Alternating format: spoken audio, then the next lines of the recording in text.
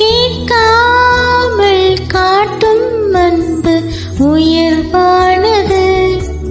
கேட்டு கொடுத்தாலே காதல் எங்கு உயிராகுது.